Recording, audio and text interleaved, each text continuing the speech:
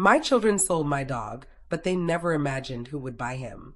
I stood frozen in the doorway, suitcase still in my hand, my chest tightening as silence swallowed me whole. The house didn't feel like mine anymore. Something was missing, something alive, something that had always rushed toward me whenever I came back. The spot by the hallway rug was empty, the sound of frantic paws against hardwood floors absent. My dog, my Max, was nowhere in sight. For a moment, I thought maybe he was asleep in his bed or playing outside. But deep down I knew. My stomach twisted with a dread, so sharp it made my legs weak. If you're watching this, subscribe and let me know where you're watching from. This story gets much more intense, and I'd love to hear your thoughts in the comments below. Daniel? Claire? My voice cut through the stillness, shaking as it left my throat. I dropped my bag with a thud that echoed against the walls. The house didn't answer me, just silence. That silence told me everything.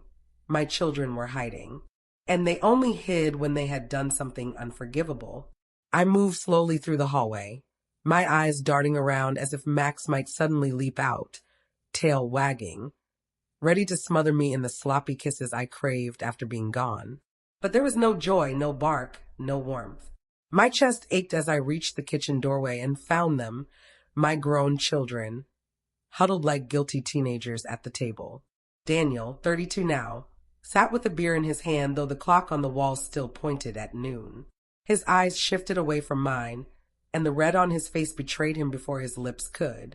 Claire, 29, beautiful in that careless way that always gave her shortcuts in life, stared into her phone like it could save her from the storm she knew was coming. Where is he? My voice came out low, almost too calm, the kind of calm that always frightened them. They looked at each other, the same look they'd shared when I caught them sneaking cookies at 5 years old, or lying about missed curfews as teenagers. Some things never changed. Daniel's Adam's apple bobbed as he took a slow sip of beer. Claire tucked her hair behind her ear, her lips parting with a sugar-sweet tone I recognized all too well.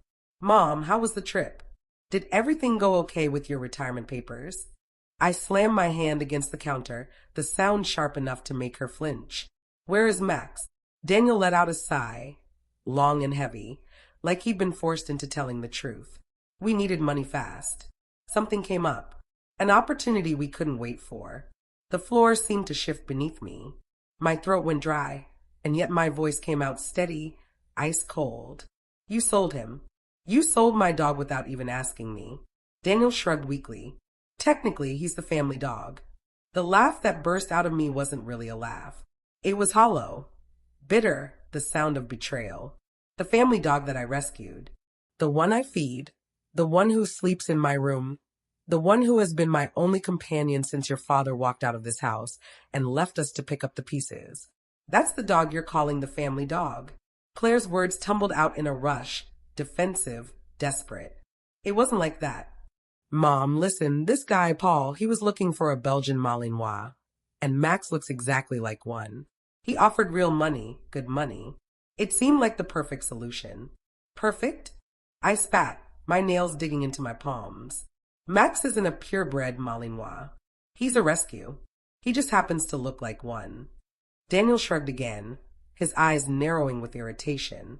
Even the breeder at the park thought he was purebred. Nobody can tell the difference.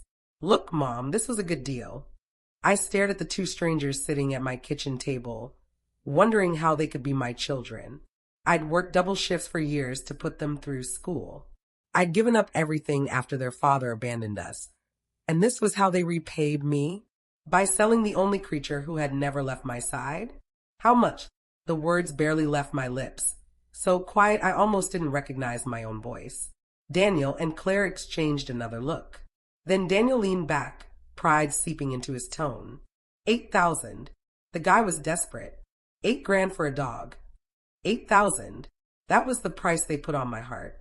That was how cheaply they sold my trust, my love, my only companion. I didn't yell. I didn't throw the beer bottle across the room, though every nerve in me begged to. Instead, I forced my voice into calm, deadly precision. Who bought him? Claire reached for my hand, her eyes wide, pretending sympathy. Mom, it's done. He's gone. Let's just move forward. I yanked my hand away. Who bought my dog? Daniel shifted in his chair. Paul Matthews. Some older guy. Lives in that new development by the lake. He seemed decent, rich even. Max will be fine. I didn't answer. I turned, walked down the hall, and shut my bedroom door. Only then did my legs give out, and I sank to the floor beside Max's empty bed. His favorite squeaky toy lay untouched on top, just where he had left it before I went on my trip 5 days ago. I pressed it to my chest, fighting to breathe, giving myself 3 minutes to fall apart. Only 3 minutes. When the sobs stopped, I grabbed my phone. My hand shook as I dialed the number Daniel had given me, but my voice was steady when a deep voice finally answered. Matthews. Mr. Matthews, my name is Sarah Miller. I began, my tone the same professional one I'd used for 30 years as a nurse. I believe you recently purchased a dog for my children. A dog that wasn't theirs to sell. Silence stretched on the other end before his voice returned, cooler now. Mrs. Miller, what an interesting coincidence. I was actually planning to contact you today. It seems your children have created quite a problematic situation. My heart pounded. They sold my dog without permission. I want to arrange to get him back. A sharp edge entered his voice. Your children did more than that, Mrs. Miller. They committed fraud. They sold me a dog claiming he was a purebred Belgian Malinois with exceptional bloodlines. I don't know what they told you about me, but I'm not just some lonely old man looking for companionship. My chest tightened. What do you mean? I work with an organization that uses service dogs for operations requiring specific genetics. Your Max is a wonderful dog, but he failed every test we ran this morning. He isn't what your children promised. And that, Mrs. Miller, is federal fraud. The weight of his words crushed me. My children hadn't just betrayed me. They had walked straight into a crime that could ruin them. For a moment, I couldn't even breathe.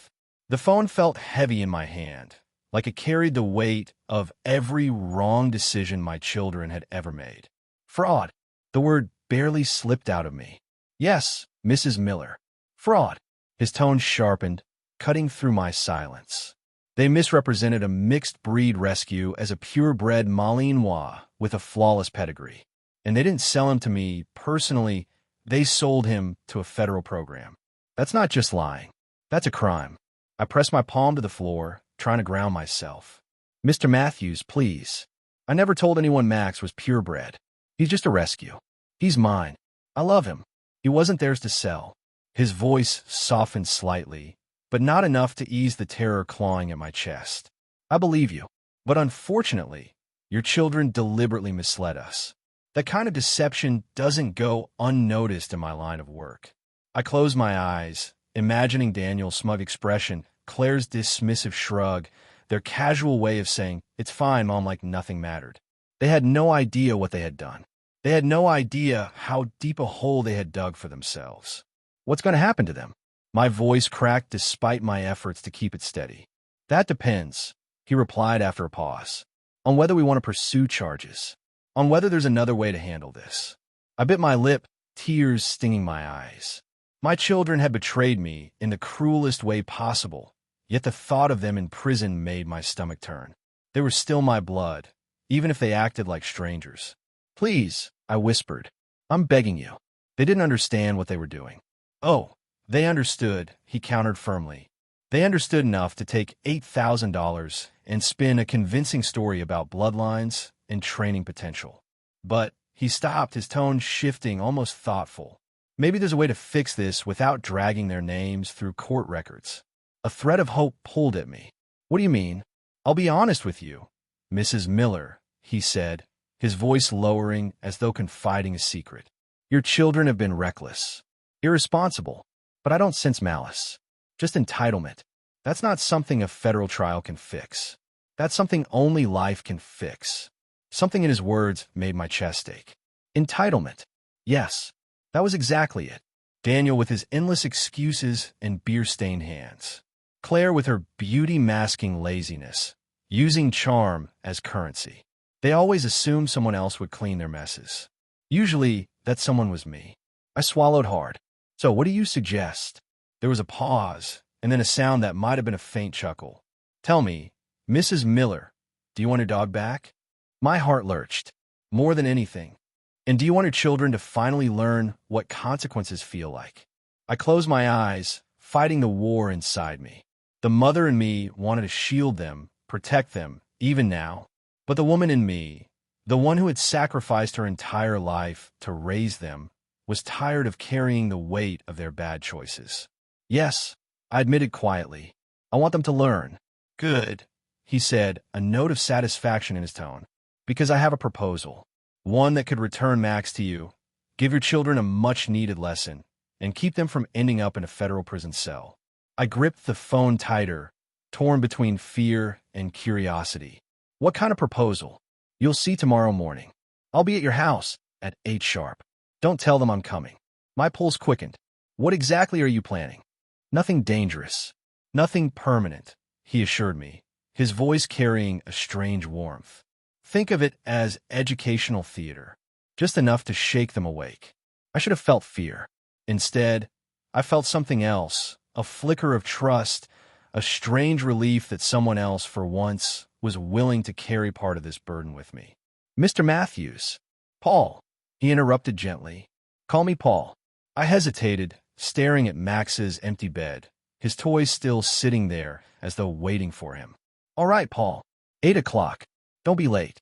The call ended, and I sat in the silence of my room, my fingers still gripping the phone long after the line went dead.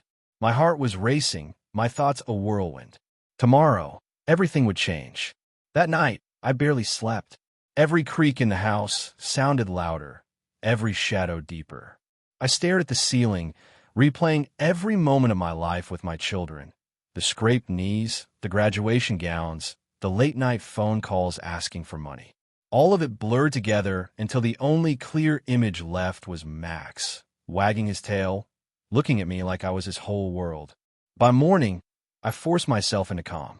I brewed coffee, set the mug on the table, and waited. Daniel stumbled into the kitchen in wrinkled pajamas, grumbling as usual. Why are you up so early? He muttered. I didn't answer. When the doorbell rang at exactly 8, his annoyed footsteps dragged toward the front door. I sat back in my chair, steadying my breath, listening. Seconds later, his panicked voice echoed through the house. Mom, you need to come here right now. I rose slowly, smoothing my slacks, my heart pounding as though I already knew what waited on the other side of that door. It was showtime. Daniel's face was ashen when I reached the door.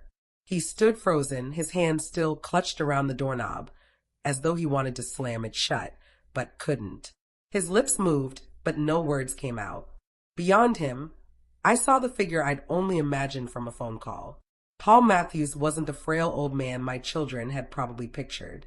He stood tall in a perfectly tailored suit, his silver hair neatly combed back, his eyes sharp, commanding, the kind of eyes that seem to see right through you. And beside him, my heart almost gave out, was Max. My dog's tail wagged so hard his whole body swayed, his paws scratching impatiently against the porch as he strained on the leash.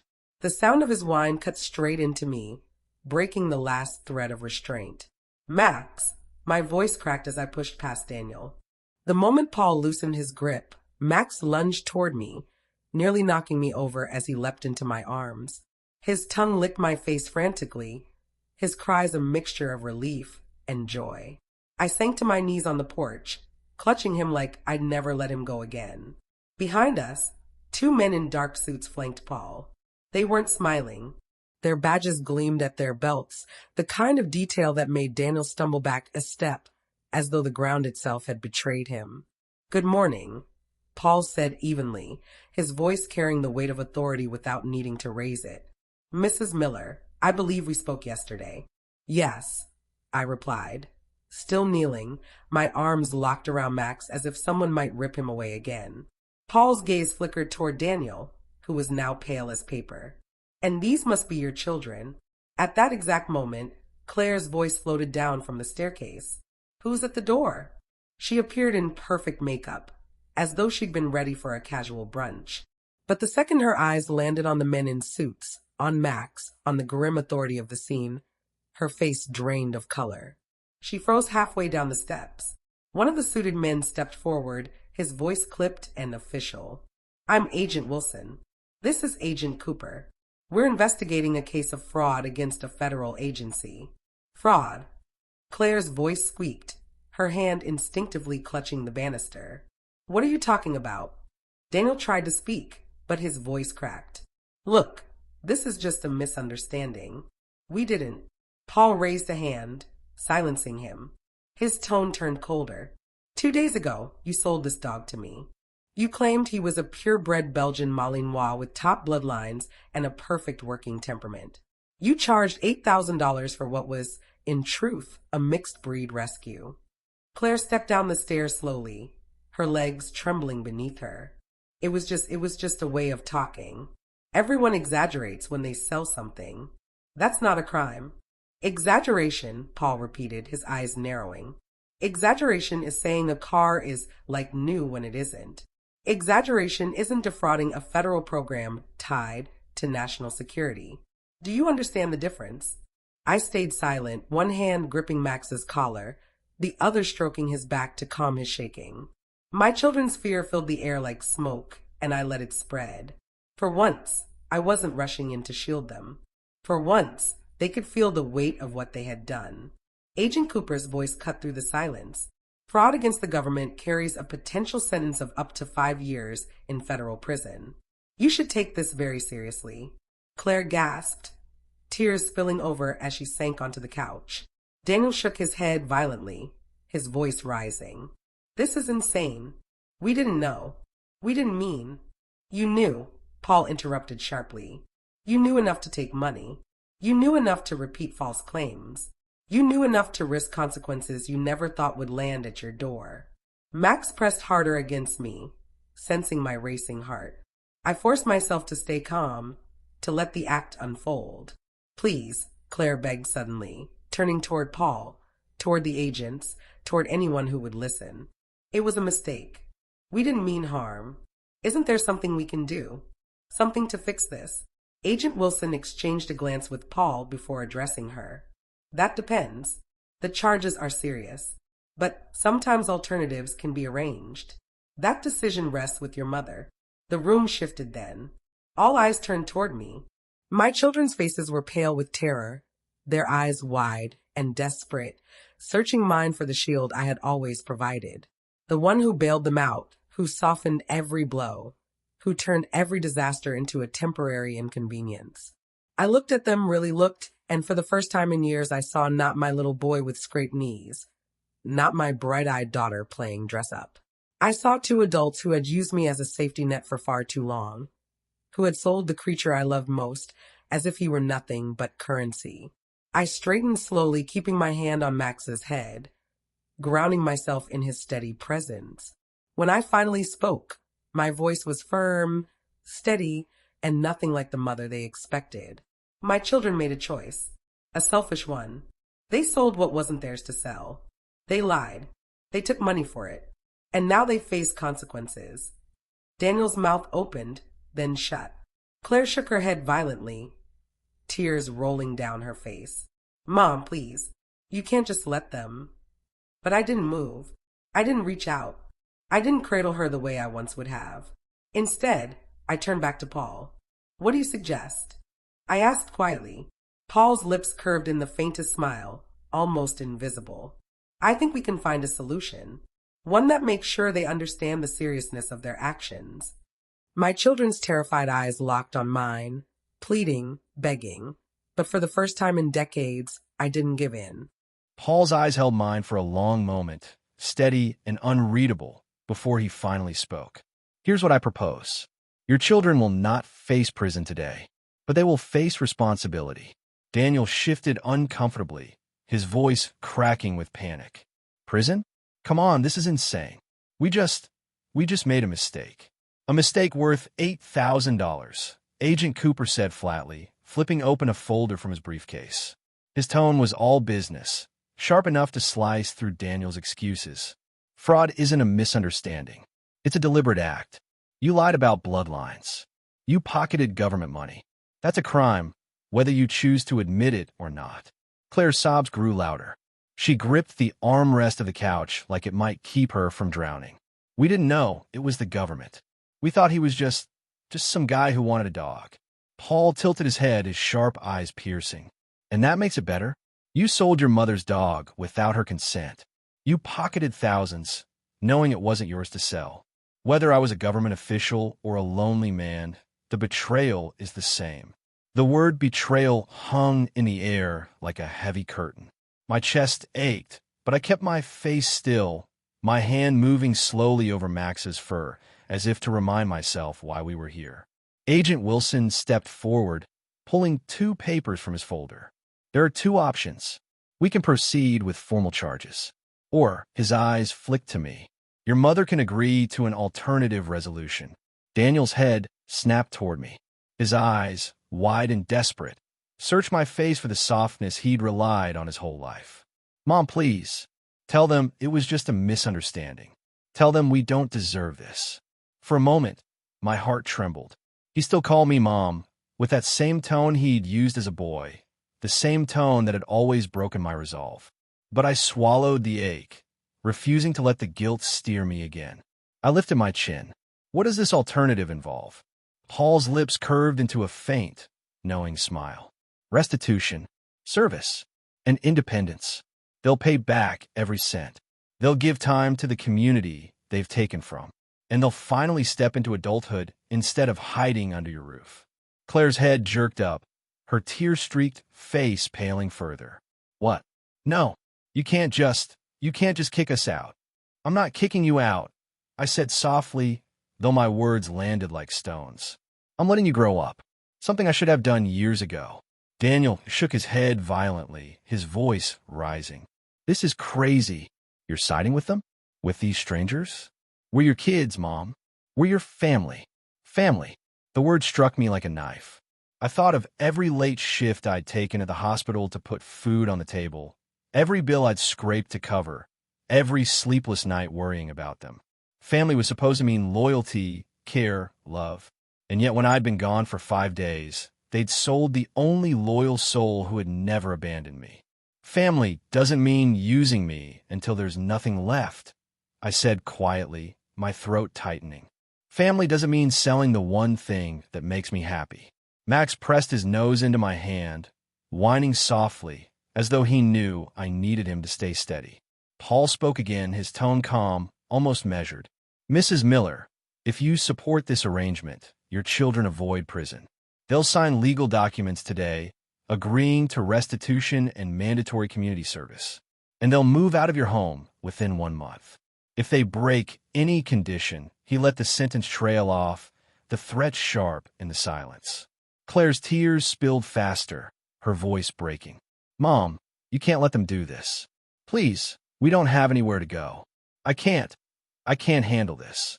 Daniel's fists clenched, his face flushing with anger. This is a setup.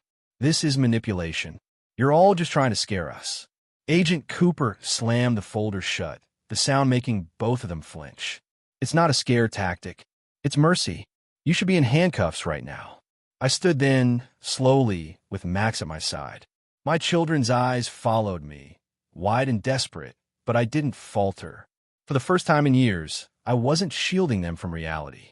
My decision is made, I said firmly. You'll sign the agreement.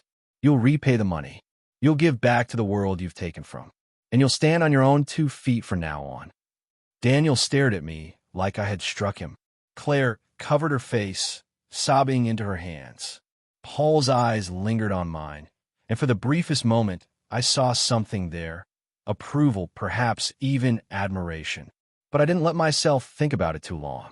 Because in that living room, with my children cornered and my dog pressed close to me, I knew this was the moment everything shifted. I was no longer the mother who saved them from themselves. I was the mother who finally let them feel the weight of their own choices. Silence filled the room after my words, heavy and suffocating. Daniel's chest rose and fell rapidly, his jaw tight with the kind of anger he always used to mask fear.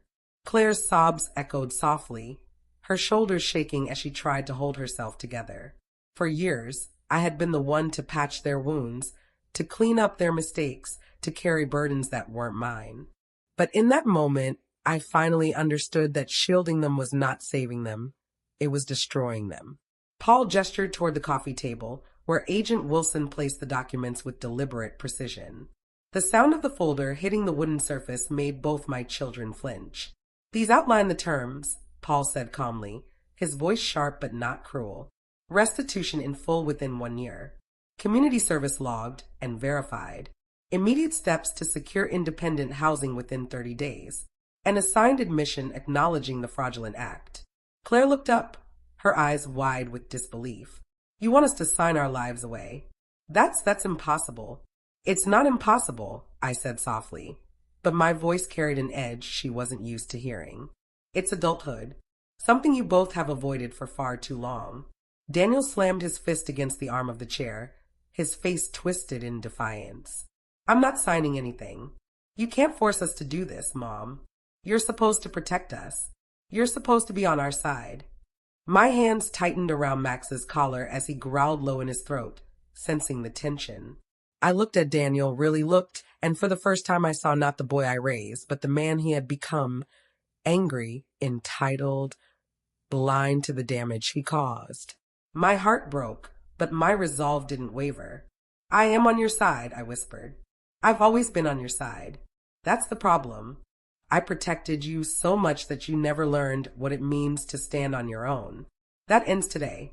Claire's tears spilled faster, her mascara streaking down her cheeks. Mom, please, you don't understand. I don't know how to live on my own. I don't know how to do any of this. Her words cut through me, slicing open every wound I had ignored for years. She was nearly 30 years old, yet she spoke like a child terrified of the dark. And wasn't that my fault too? I had let her stay comfortable, let her lean on me instead of learning to walk on her own. Paul's voice was steady, unyielding. Mrs. Miller, they need to sign. Otherwise, this conversation moves to the courthouse. Daniel's eyes darted toward the agents, the weight of their presence finally settling in. His defiance wavered, replaced by something rawer, fear. What if we refuse? He asked, his voice quieter now. Agent Cooper's answer was blunt. Then you'll be arrested. Right here. Right now. The words hung in the air, and I saw the moment they sank in. Claire let out a sob, so sharp it nearly broke me. Daniel's fists unclenched, his bravado slipping away. I stepped forward, my hand trembling as I reached for the pen lying atop the papers. I held it out to Daniel first. Sign it. His eyes widened, shocked that I wasn't shielding him, that I wasn't negotiating softer terms or begging on his behalf. Mom, his voice cracked, fragile, the way it hadn't sounded since he was a boy. You really want me to do this? My throat tightened, but I nodded. Yes, because I want you to live. Not like this. Not hiding behind me. Not lying your way through. Sign it. Daniel's hand shook as he snatched the pen, staring down at the paper for what felt like an eternity. His jaw tightened, his lips pressed into a thin line. But finally, with trembling strokes, he scrawled his name across the page. Claire gasped, fresh tears spilling. Daniel, how could you? But before she could finish, Paul's eyes turned to her. It's your turn. She shook her head furiously, panic written across her face. No, no, no. I can't. I won't. This isn't fair. Mom, please, don't make me do this. I stepped closer, my voice steady but my chest aching. Claire, I love you, but love doesn't mean letting you destroy yourself. Sign it. Her sobs turned desperate, her hands covering her face as she rocked back and forth on the couch. For a moment, I wanted to crumble, to sit beside her and wrap her in my arms like I did when she was a little girl. But I stayed still. If I bent now, it would undo everything. Paul's tone grew colder. If you refuse, the agents will escort you both downtown. You'll face real consequences. Prison isn't forgiving, Miss Miller. Claire's head shot up at the word prison. Her tear-streaked face trembled as she looked from Paul to the agents, then finally to me. Mom, please, don't let them take me. I knelt in front of her, Max pressing against my side as if lending me strength. I placed my hand gently over hers, forcing her trembling fingers to curl around the pen. I'm not letting them take you. I'm letting you save yourself. Sign it. Her sobs shook her whole body, but finally, with a trembling hand and smudged ink from her tears, she wrote her name. The moment the pen left the paper, her body sagged like every ounce of strength had been drained from her. Paul gave a small nod to the agents, who collected the documents with precise movements. The tension in the room shifted, not gone but changed. Less threat, more reality. Daniel slumped back in his chair, staring at the floor like a boy caught in the act. Claire curled into herself on the couch, her sobs now quiet hiccups. And me. I sat on the edge of the chair, Max's head resting in my lap, my hand stroking his fur as tears I had been holding back finally slipped down my cheeks. They weren't tears of weakness. They were tears of release. For the first time in years, I felt like I wasn't carrying the weight of everyone's choices alone. The room seemed to exhale when the agents gathered their papers. Agent Wilson slid the signed documents back into his folder with the kind of careful precision that made my children flinch at every movement. He closed it with a quiet snap, then gave Paul a short nod. "For now, this agreement keeps them safe," Wilson said flatly. His eyes swept across Daniel and Claire, who both avoided his gaze like guilty children. "But don't mistake mercy for weakness. One broken condition, one missed payment, one failure to report for service, and this agreement dissolves. The full charges will come crashing down." Daniel's throat bobbed as he swallowed hard. Claire clutched the hem of her sleeve, twisting the fabric until her knuckles turned white. "Do you understand?" Wilson pressed. They both nodded quickly, voices too faint to rise above whispers. "Yes." Paul stepped forward then, his presence commanding the room without effort. "Good. Because I assure you, I'll be watching. Closely." His tone wasn't a threat, it was a promise.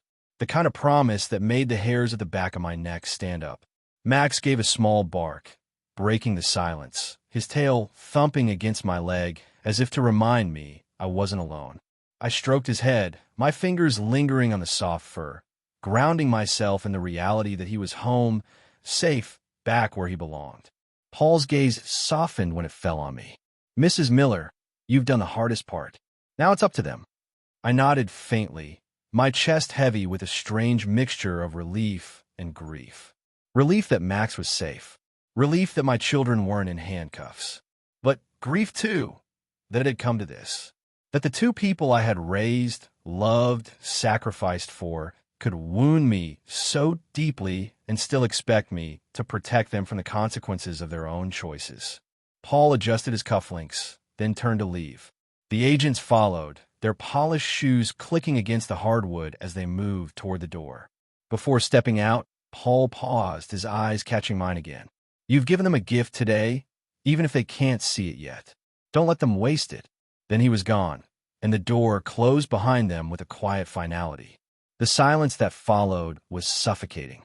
The ticking clock on the wall seemed deafening in the stillness. Daniel slumped deeper into his chair, his hands covering his face. Claire sat rigid on the couch, her tears drying into streaks of salt on her skin. I sat in the armchair across from them, Max at my feet, my hands still stroking his back. For the first time in years, I didn't rush to comfort them. I didn't fetch tissues or offer soothing words. I just sat there, letting the weight of what had happened settle on their shoulders. Finally, Daniel spoke, his voice hoarse. "Mom, how could you do this? How could you let them scare us like that?" My jaw tightened, my hand pausing on Max's fur. "Do you think this was about scaring you? Do you think I enjoyed watching you tremble in front of those men?" He didn't answer. He just stared at the floor, his hands rubbing over his face in frustration. Claire's voice was softer, but no less sharp. "You chose them over us. Some strangers in suits. Him. You believed him instead of believing your own children." I leaned forward, my voice steady but low. "I didn't choose strangers over you. I chose truth over lies. I chose responsibility over excuses. And I chose myself, for once, over the endless cycle of cleaning up your messes." Claire shook her head, fresh tears springing to her eyes. "We're your children. We're supposed to come first." My throat tightened, but I didn't waver. "You did come first. Always. I worked nights, weekends, double shifts.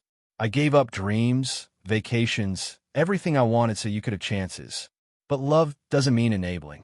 Love doesn't mean sacrificing myself until there's nothing left. That's not family. That's slavery. The words hit them like stones. Daniel lifted his head, his eyes bloodshot. So what now? We're just supposed to figure out where we live, how we pay back $8,000, all of it. You think we could just snap our fingers? I looked at him calmly. That's what adults do. They figured out. For a long moment, none of us spoke. The house felt unfamiliar, foreign, as though the air itself had shifted. Max pressed his head against my knee, his steady presence reminding me why I had the strength to say these things now. When I finally stood, my legs trembled, but my voice didn't. Dinner will be at 7. I'll cook tonight. But after this month, the house won't be your home anymore. It's time you found your own. Daniel's mouth opened, but no words came. Claire curled tighter into herself, silent sobs shaking her frame. I turned away before my resolve could crack, Max following faithfully at my side. As I walked down the hallway toward my room, I felt the shift deep inside me. A chapter was closing, painfully but firmly. And though my children didn't see it yet, perhaps one day they would understand. That evening, the house felt different. It wasn't just quieter, it was heavier, as though the walls themselves were holding their breath. Max followed me into the kitchen, his paws clicking softly against the tiles, his eyes never leaving me. I moved slowly, pulling vegetables from the fridge, setting a pan on the stove, my body on autopilot while my mind replayed the day in sharp fragments. Daniel's trembling hand holding the pen. Claire's sobs muffled against her sleeve. Paul's sharp eyes steady on mine. The agent's clipped voices that had sounded so final. Every image cut into me like glass. These were my children, the same children I had once cradled against my chest, kissed goodnight, defended against the world. And today I had let them break, forced them to break, because I knew they wouldn't learn otherwise. The knife in my hand pressed down harder than I meant, slicing through the carrot with a crack that startled Max. He whined softly and pressed against my leg. I dropped the knife and knelt, burying my face into his fur, my tears spilling freely at last. "I'm sorry, Max," I whispered, my voice breaking. "I should have protected you. I should have protected us both." His tail thumped gently against the floor, his warm tongue brushing against my cheek, as though he was forgiving me without needing to understand. The sound of footsteps broke the fragile moment. Daniel stood in the doorway, his arms folded, his eyes red-rimmed but guarded. He leaned against the frame, staring at me with something between anger and confusion. "You didn't even cry in front of them," he muttered. "Not once. You just let it happen. Like you didn't even care what they were doing to us." I rose slowly, wiping my face with the back of my hand. "Do you really think I didn't care?" He looked away, his jaw clenching. "It sure felt like it." I sighed, my shoulders heavy. "Daniel, I cared so much it nearly destroyed me. That's why I had to stand still. If I had broken down, if I had begged, if I had tried to shield you again, nothing would have changed. You'd keep living the same way, making the same mistakes, thinking I'd always step in." I couldn't do it anymore. His arms tightened across his chest, but his voice cracked when he spoke. "So what? You're just giving up on us?" My heart twisted at his words, but I shook my head. "No, I'm giving you a chance. For the first time in your life, a real chance to grow up." He let out a bitter laugh, but it sounded more like pain than humor. "You think signing a piece of paper is going to make me grow up?" "No," I said softly. "Facing consequences will." His face twisted, but he didn't argue. Instead, he turned and walked away, his footsteps heavy on the stairs. A few minutes later, Claire appeared, her mascara washed away, her eyes swollen from crying. She hovered near the edge of the kitchen, her hands trembling as she fiddled with the edge of her sweater. "Mom," her voice was small, fragile, the way it had been when she was a little girl. Can we talk?" I nodded, pulling out a chair at the table. She sat, folding herself into the seat as though she wanted to disappear. I sat across from her, Max curling beneath my legs, silent but present. "I didn't mean for it to get this bad," she said quickly, her words tumbling out. "Daniel said it was easy money. He said you'd never know. I thought maybe if we just fixed some of the bills, you'd be proud of us for once. Like we did something right. Her words struck me hard, slicing through the armor I had built. Proud of them. Had I failed so deeply as a mother that my daughter thought selling my dog behind my back would earn my pride? Claire, I whispered, fighting the lump in my throat. I have always been proud of you. Not because of money, not because of what you could give me, but because you were mine. That was enough. I just wanted you to learn how to stand on your own, to be strong, to be kind. Her tears spilled again, her voice breaking. But I'm not strong. I don't know how to do anything without you. I reached across the table, taking her hand in mine. For the first time all day, I let myself hold her, let myself offer comfort, but not the kind that erased consequences. The kind that acknowledged her fear while still keeping her accountable. You can learn, I said softly. That's what this is about. It's not the end of your life, Claire. It's the beginning of one where you finally discover what you're capable of. She squeezed my hand weakly, her tears dripping onto the table. I'm scared. I know, I whispered. So am I. For a moment, we sat there in silence, our hands clasped, the kitchen filled only with the sound of Max's steady breathing. When I finally pulled away to finish dinner, Claire didn't leave. She sat quietly, her eyes following me, as though she wasn't ready to face the weight of her own room yet. And for once, I didn't fill the silence with chatter. I let it linger. By the time dinner was ready, Daniel came down again, silent, his face unreadable. The three of us sat at the table, the clinking of forks the only sound between us. No jokes, no easy laughter, no false peace. Just silence and the unspoken truth that things would never be the same again. And though it hurt God, it hurt. I knew it was necessary. The days that followed moved like thick syrup, slow, heavy, impossible to ignore. Every corner of the house felt different now, as though the air itself carried a new kind of silence. Daniel spent most of his time shut away in his room, the sound of muffled phone calls and frustrated pacing echoing through the thin walls. Claire lingered around me more than usual, watching my every move as though searching for a way back into the comfort she once knew. I tried to keep life steady, cooking meals, folding laundry, keeping the house running as I always had. But nothing was the same. Every time I set a plate on the table, I remembered how easily they had sold Max. Every time I heard laughter from outside, neighbors with their dogs, kids playing in the street, I remembered how Max's absence had gutted me, how their betrayal had nearly broken me. Max, though, seemed determined to fill the cracks. He never left my side. When I sat on the couch, he curled against my legs. When I washed dishes, he lay on the kitchen floor, his eyes following me. When I cried quietly at night, he rested his head on my chest, his steady heartbeat reminding me that some love remained pure, untouched by selfishness.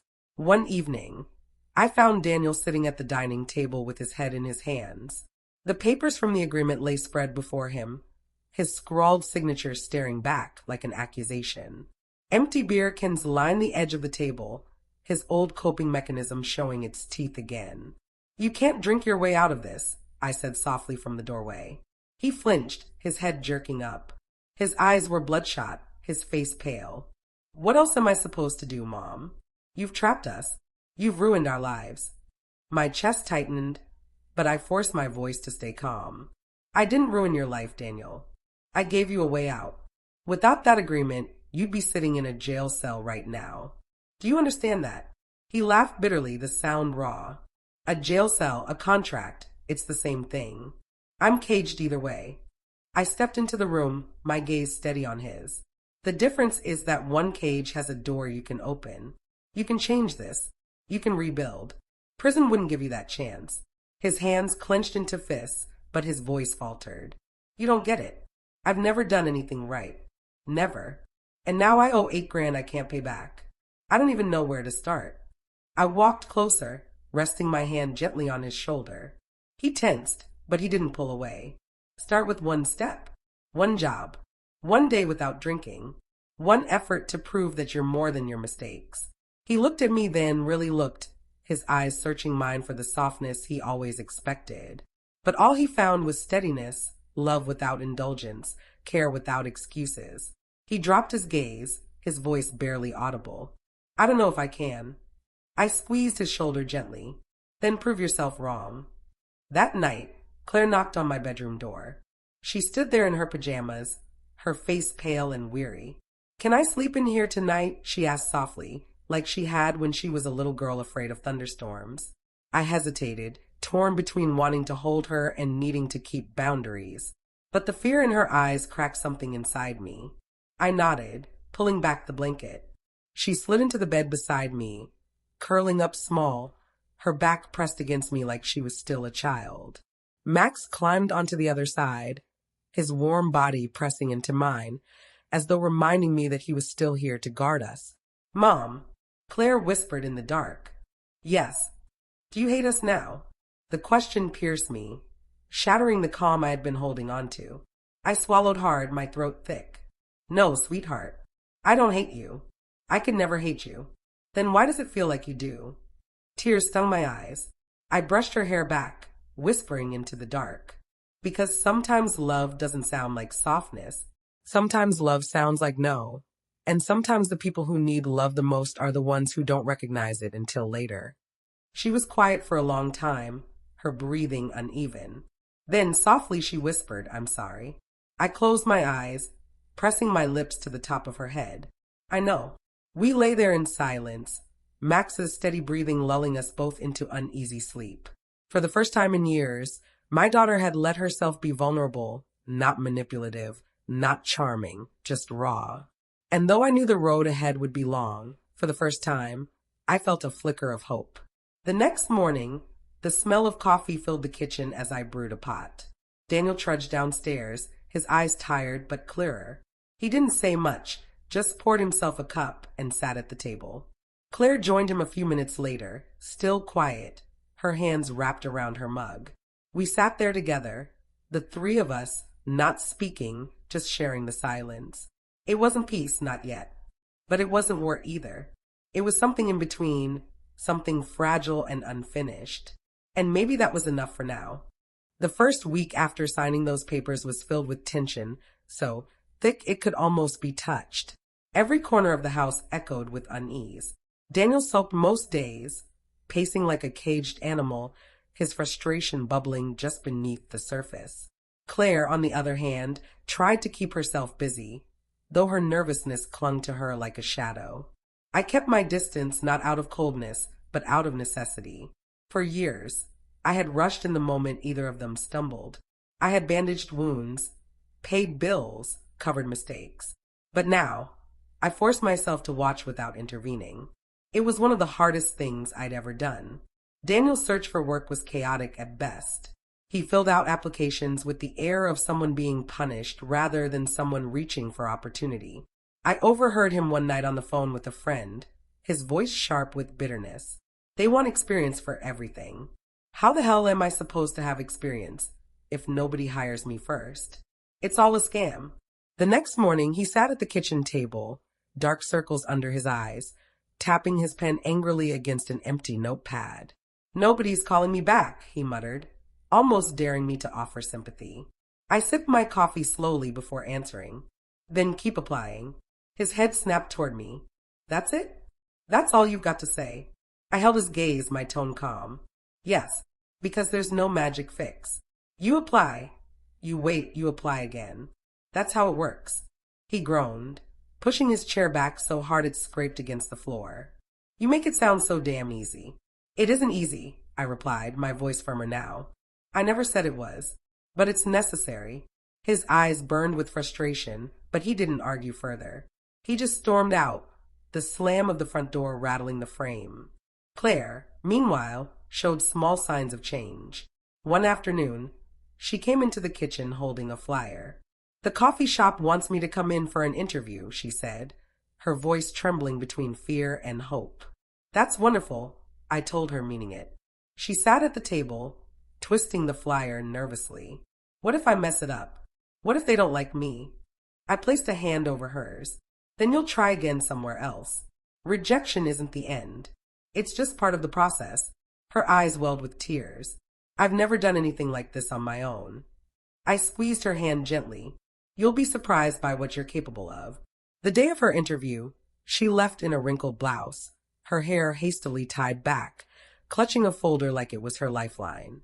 When she returned, her shoulders sagged. "They already hired someone else," she whispered. I opened my mouth, ready to soothe her, but stopped myself. She needed to feel this. She needed to know the sting of disappointment and still keep moving. So instead, I nodded. Then we looked for the next place. She blinked at me, surprised. "You're not going to say it's okay." "It is okay," I said softly. "But okay doesn't mean giving up. It means you keep going." She nodded slowly, her lip trembling, and for the first time, I saw a spark of determination beneath her fear. As the days stretched on, money, or rather the lack of it, became a looming shadow. The restitution they had agreed to wasn't just a number on paper anymore. It was a weight pressing down on all of us. Daniel muttered often about how unfair it was, how impossible. Claire cried quietly at night when she thought I couldn't hear. And yet, through it all, I felt something I hadn't felt in years. Hope. Hope that maybe, just maybe, they were beginning to see life for what it was. Hard, unyielding, but survivable. Max was my anchor through it all.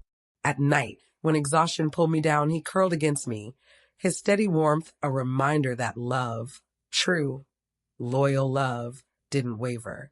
He hadn't chosen me for what I could provide. He hadn't betrayed me for money. He stayed because that's what love was supposed to look like. Sometimes, as I watched my children stumble and struggle, I wondered if Paul had been right, that this was the only way they would ever learn. I hated him for putting me through that living room scene, for forcing me to watch my children tremble. And yet, I couldn't deny the truth of it. One evening, while I was washing dishes, Daniel came in quietly. He didn't look at me at first, just grabbed a glass of water and leaned against the counter. Finally, in a low voice, he said, "I applied at the hardware store. They said maybe they'll call me." I turned my head slightly, hiding the flicker of pride that surged through me. "That's good," I said simply. He glanced at me, his expression conflicted, then looked away. "I still think this whole thing is stupid." "Maybe it is," I admitted, "but it's also necessary." He didn't respond, but he didn't storm out either. He just stood there, sipping his water, as if the silence between us wasn't so unbearable anymore. It wasn't a victory. Not yet. But it was a step. And for the first time in years, I believed my children might actually learn to walk forward on their own. Weeks stretched into months, and slowly, the rhythm of our lives shifted. It wasn't sudden, not a dramatic change like in movies, but something quieter, steadier, like watching winter melt into spring. The children who had once moved through the house entitled and careless began to carry themselves differently. Daniel found work at the hardware store after 2 weeks of persistence. At first, he hated it, complaining about long hours, sore muscles, the low pay. But I noticed something new in his voice when he spoke of it. He described learning how to repair tools, how to lift properly, how to talk with customers who reminded him of people he'd never bothered to notice before. He grumbled, yes, but there was a hint of pride buried beneath his frustration. One evening, I came home from a shift at the clinic to find him at the kitchen table, his arms streaked with dust and grease, his shirt damp with sweat. He was bent over a notebook, scribbling numbers. "What are you doing?" I asked gently. He looked up, embarrassed. "Figuring out how much I've saved. If I keep at it, I might be able to move out sooner than I thought." For a moment, my heart swelled so much it hurt. I didn't say much, just nodded, pressing a kiss to his forehead like I hadn't done since he was a boy. He didn't pull away.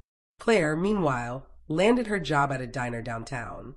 It wasn't glamorous, and at first, she cried over sore feet and rude customers. But gradually, she stopped crying.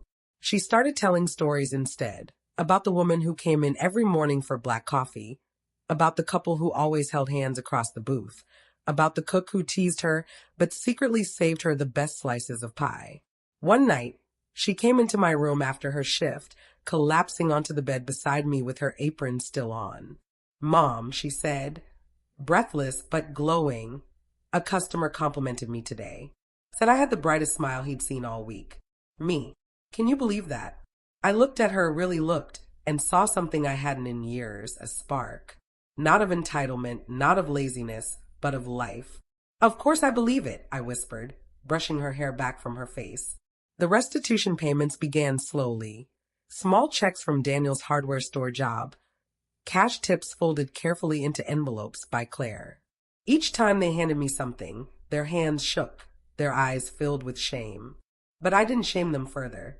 I accepted it quietly, tucked it away, and reminded them that responsibility wasn't punishment, it was growth. Max became the heart of the house again, his playful bark filling the silence that had once weighed us down. He followed Daniel into the yard when he left for work, wagging his tail at the sound of Claire's laughter when she practiced balancing trays at home. It was as if he knew his presence was the thread stitching us back together. One evening, months after that morning with Paul and the agents, we sat together on the porch, the three of us, with Max stretched out at our feet. The sun dipped low, painting the sky in shades of gold and pink. For the first time in a long time, we weren't weighed down by silence or anger. Claire leaned against me, her voice quiet. I thought you hated us that day, when you let them scare us like that. I thought you wanted us gone forever. I swallowed hard, my fingers brushing through her hair. I never hated you. I hated what you were becoming, and I hated that I'd let it happen. That day wasn't about pushing you away. It was about giving you back to yourselves. Daniel, staring off at the horizon, finally spoke. His voice was rough but honest. I get it now. You were right. If you hadn't let us fall, we'd still be the same. And I don't want to be that man anymore. Tears burned my eyes, but I didn't wipe them away. They weren't tears of grief this time. They were tears of relief, of hope, of pride. Do you know what I learned? I said softly, my voice trembling. That love isn't just holding on. Sometimes it's letting go. Sometimes it's stepping back and letting the people you love face the storm, even if it breaks your heart. Because only then can they learn to stand on their own. The air grew still, the weight of my words settling over us like a blanket. Neither of them spoke, but they didn't need to. The quiet was different now, full, not empty. Peaceful, not suffocating. Max lifted his head, giving a soft bark as if to punctuate the moment. We all laughed, real laughter, not forced, not bitter. For the first time in years, it felt like family. And as the sun sank lower, painting our faces in golden light, I realized the truth I had been too afraid to face before. Sometimes the greatest act of love isn't saving your children from their mistakes. It's allowing them to feel the weight of them. Only then can they rise, stronger than they were before. That was the lesson. That was the gift. And in that moment, with my children by my side and Max's head resting in my lap, I knew we were finally on the path towards something real. Something better. Something earned.